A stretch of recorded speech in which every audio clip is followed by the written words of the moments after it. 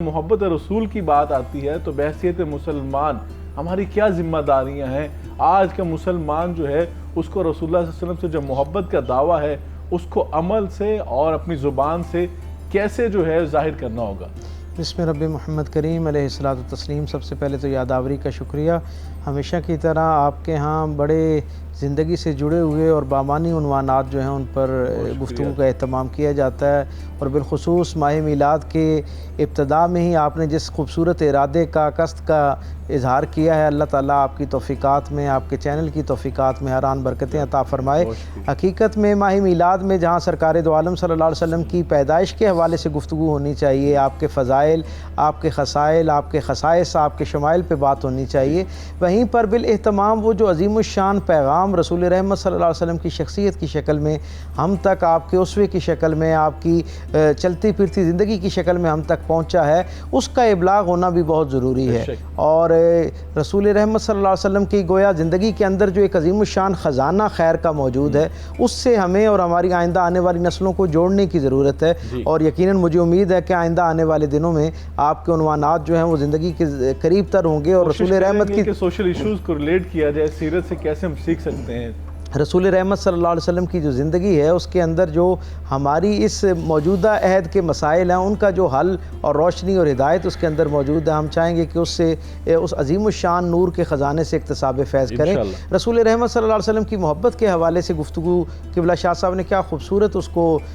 جسے کہتے ہیں نا خوبصورت انداز میں اپنی محبت اور عقیدت کے پھولوں سے پرویا ہے، تو مجھے یاد آ رہا تھا کہ ڈاکٹر لیورنٹ زیسلر ویسٹ کے اندر ایک بہت بڑا سیرت نگار ہے، اور وہ یہ کہتا ہے کہ رسول اللہ صلی اللہ علیہ وسلم کی شخصیت کی جملہ پہلوؤں کے ساتھ ساتھ وہ کہتے ہیں کہ خاص امتیاز حضور کا یہ ہے کہ 3 خصائل اللہ رب العزت کی طرف سے آپ کی شخصیت کو ایسے ودیعت ہوئے کہ جو اس سے پہلے کسی بھی انسانی تاریخ کی بڑی شخصیت کو حاصل نہیں ہوئی، حتیٰ کہ کسی نبی کو بھی یہ دعویٰ کرنے کی جرت نہیں ہوئی کہ اللہ کی طرف سے یہ 3 انعامات ان کے ساتھ منسوب ہیں۔ وہ کہتے ہیں پہلا شرف یہ ہے کہ انسانی تاریخ میں انبیاء و مرسلین سمیت کسی بڑی سی بڑی شخصیت کو یہ کہنے کی جرت نہیں ہوئی کہ اللہ نے اس کے ذکر کو اپنا ذکر قرار دیا ہو۔ یہ صرف رسول اللہ صلی اللہ علیہ وسلم کا خاصہ ہے کہ جب ہم ان کا ذکر کرتے ہیں، جب ہم ان کے ذکر سے مستفید ہونے کی کوشش کرتے ہیں، تو حقیقت میں ہم اللہ رب العزت کا ذکر جو ہے وہ کر رہے ہوتے ہیں، حقیقت میں اللہ رب العزت کی تعریف اور توصیف کے پہلو اس سے نکل رہے ہوتے ہیں،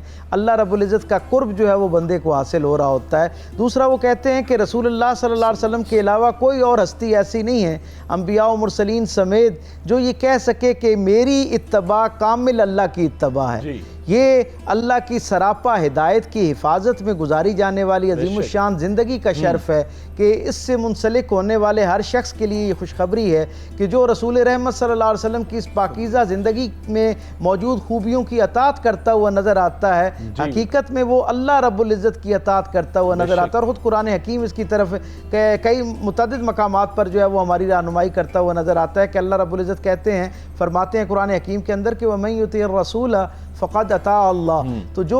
اللہ رب العزت نے اتنا اپنے رسول کے عمل پر، آپ کے اخلاص پر اس اعلیٰ درجے کا بھروسہ کیا، میرا کریم رب جو ہے وہ اپنے کریم رسول کے معاملے میں اس درجے کا پر اعتماد ہے کہ رہتی دنیا کے سارے انسانوں کے لیے بشارت ہے کہ اس رسول کی زندگی کا کوئی گوشہ بھی جب کوئی شخص اپنی زندگی میں شامل کرے گا، اطاعت کا کوئی پہلو اس کی زندگی کے اندر جگمگائے گا، تو حقیقت میں وہ اللہ رب العزت کی اطاعت کرتا ہوا نظر آئے گا۔ اور تیسری بات اللہ تعالیٰ نے خود کہا کہ یہ رسول اللہ علیہ وسلم کی اطاعت میری اصل میں اطاعت کرنا، اور تیسری بات جو ہے وہ کہتے ہیں کہ انسانی تاریخ میں کوئی ہستی یہ دعویٰ کرنے کا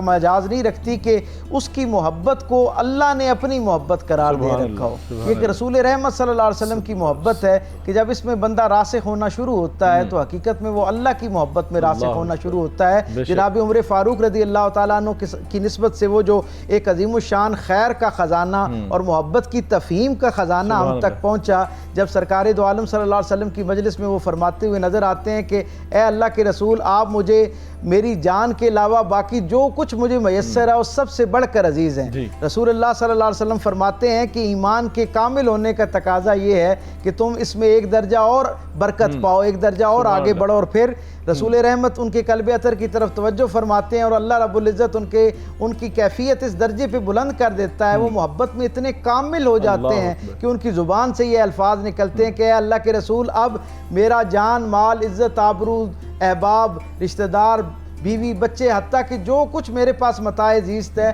اس سب سے زیادہ میری اگر کوئی محبت ہے تو وہ آپ کے ساتھ ہے۔ اللہ جب وہ ان کی زبان سے یہ اعتراف نکلتا ہے، یہ اعلان ہوتا ہے، تو اللہ کے رسول صلی اللہ علیہ وسلم کی طرف سے ان کے لیے کامل ایمان کی بشارت جو ہے اس کا اعلان ہوتا ہوا ہمیں نظر آتا ہے۔ بے شک ڈاکٹر صاحب، بڑا خوبصورت نقطہ آپ نے بیان فرمایا۔ یقیناً میں سمجھتا ہوں کہ جو حضرت عمر فاروق رضی اللہ عنہ کی وساطت سے ہمیں یہ میسج مل گیا ہے کہ نہیں محبت جو ہے یہ اپنی جان سے زیادہ ہمیں عزیز ہے، اور امام عبداللہ مبارک کا جو قول ہے لو کان حبک کا صادق اللہ اطاعتہ ان المحب لمن یحب مطیع، جب محبت کا دعویٰ ہم کرتے ہیں، محبوب بناتے ہیں، تو محب کو چاہیے کہ بھی محبوب کا اطاعت گزار، فرما بردار بھی بنے۔ اس